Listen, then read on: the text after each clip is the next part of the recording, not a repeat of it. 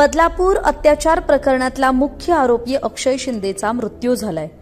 पोलिसांची बंदूक हिसकावून त्याने स्वतःवर गोळ्या झाडल्या आणि आत्महत्या केली अशी चर्चा आहे। पण आता यातला एक नवा अँगल आपल्या समोर येतोय, तो म्हणजे अक्षय शिंदेची नेमकी आत्महत्या आहे की त्याचा एन्काउंटर करण्यात आलाय असा सवाल उपस्थित होतोय। कारण अक्षय शिंदे हा या प्रकरणातला मुख्य आरोपी होता, नंतर संपूर्ण प्रशासकीय यंत्रणा सुद्धा कामाला लागली होती।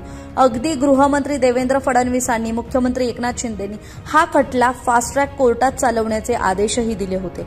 आणि त्यानंतर आता आरोपी अक्षय शिंदे याला आज ट्रान्झिट रिमांड करतेवेळी तळोजा जेल परिसरात हा धक्कादायक प्रकार घडला, ज्यावेळी अक्षय शिंदेनं पोलिसाची रिव्हॉल्वर हिसकावली आणि त्यातून त्यानं गोळीबार केला आणि त्यावेळी स्वसंरक्षणात पोलिसांनी केलेल्या गोळीबारात अक्षय शिंदेचा मृत्यू झाला असावा असा कयास बांधला जातोय।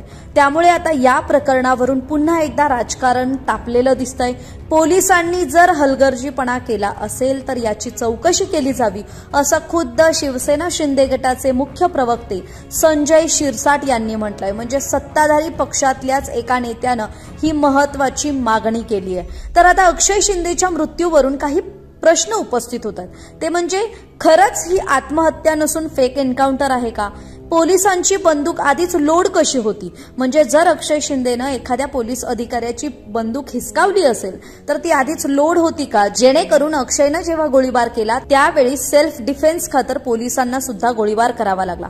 इतक्या संवेदनशील प्रकरणातील आरोपीला नेताना पोलिसांकडून निष्काळजीपणा झाला का? नेमकं कुणी कुणाला पहिल्यांदा मारलं हा घटनाक्रम अजूनही समोर आलेला नाहीये आणि पोलीसही अद्याप या घटनेवर भाष्य करायला तयार नाहीयेत।